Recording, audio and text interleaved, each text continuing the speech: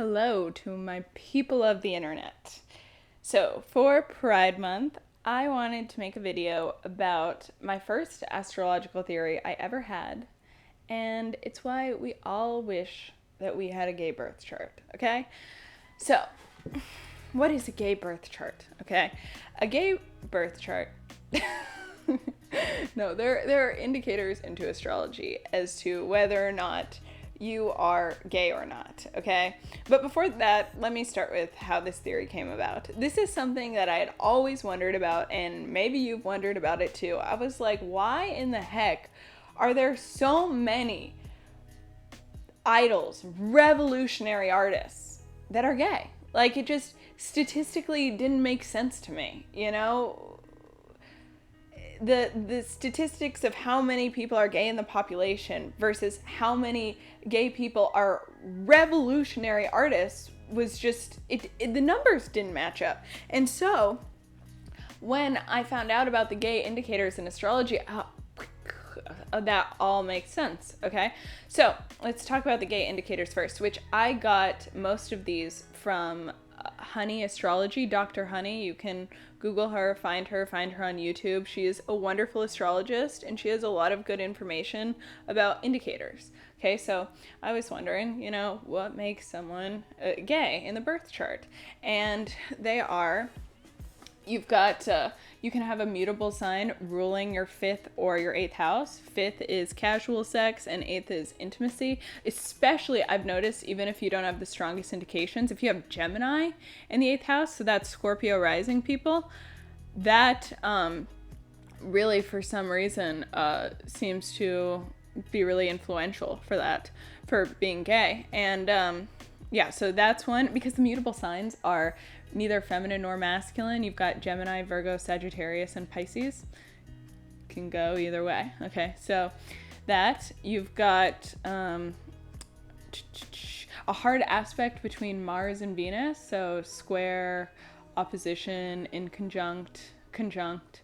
That can also be an indicator. If you've got Chiron, the wounded healer, influencing Mars or Venus, this also makes sense because, you know, if you're the wounded healer, that is the inner child being hurt. So if you're gay and you're in a culture that doesn't realize that gayness is normal and natural, you know, and you feel like there's something wrong with you, that's going to wound you. But the cool thing about the wounded healer is that it actually, you go on to heal other people with it. So it is not a bad place. It is a place where you are blocked and where you are wounded and hurt, but ultimately it is a place where you will...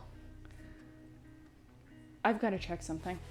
Sorry, I was worried that I wasn't recording, but I am recording, so that's good. Anyway, okay, so wounded healer, and also just so you know, these aspects, you have to have multiple of them. Just because you have one or two doesn't mean that you're going to be gay. It might mean that you might, you know, if not be bisexual, you might enjoy bisexual, you know, sex.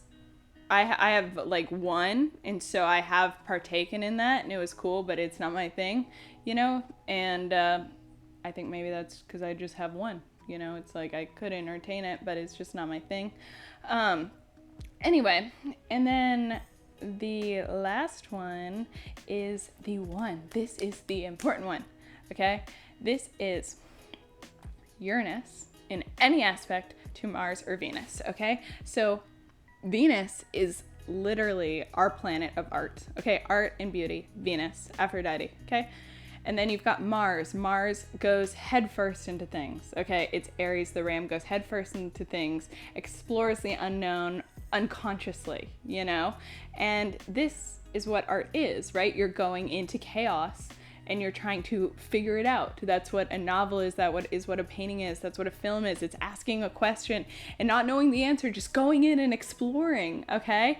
So also it makes sense because our sexuality is very creation, okay? Mars and Venus are two planets of sexuality, okay? And so sexuality and art very linked, okay? So what about Uranus? So Uranus is the planet of geniusness. Why?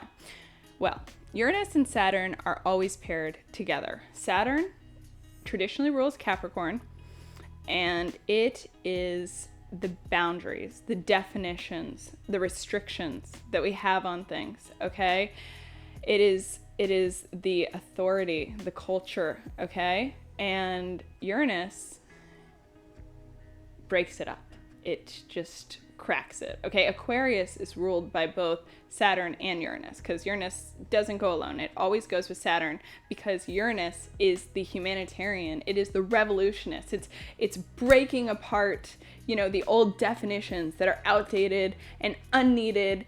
And in that, it individuates you, because that's why they say Uranus is the individual, because you are now different from the culture. You are not defined by these definitions that the culture has for you. So you can think outside of the box. Okay, that's why Mercury, our planet of thinking and communication, is exalted when it's in Aquarius or an aspect with Uranus, because it's going to give you ideas that are past this box of reality that we live in, okay?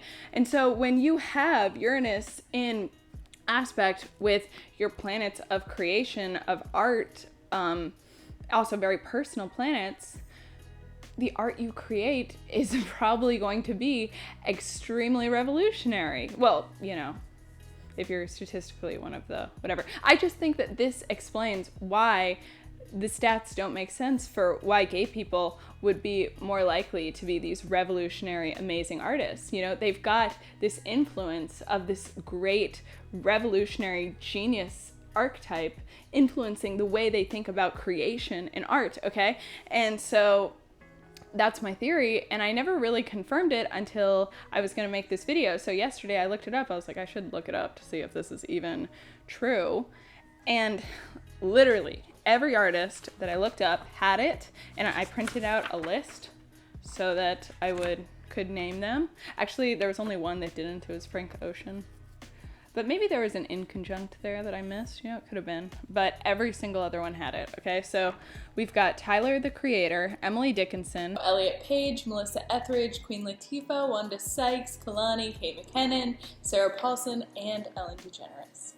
Johnny Mathis, Queen, RuPaul, Leonardo da Vinci, Elton John, and David Bowie. Okay, of course David Bowie. He knew all about the internet. Oh, Uranus is the internet, by the way. Also, one thing that I'm noticing only after creating the video is having Uranus in aspect to Mercury is in a lot of writers' charts. So if you're looking and you're like, oh, I don't have this, you know, but like I want to be a gay revolutionary, look at Uranus in aspect with Mercury. Like Oscar Wilde had this. I was just looking at people and they didn't have the Mars and Venus thing, but the writers had the Mercury thing. Okay, Mercury rules Gemini and Virgo, but it's communication, it's writing. So, cheers. Anyway, so that's my astrological theory for why there are so many prominent, amazing gay artists in the world. And yeah, so I hope you like that. And that's it. Have a wonderful Pride Month. You know, I hope that your June is filled with a lot of love, because that's what it's all about, baby. Bye.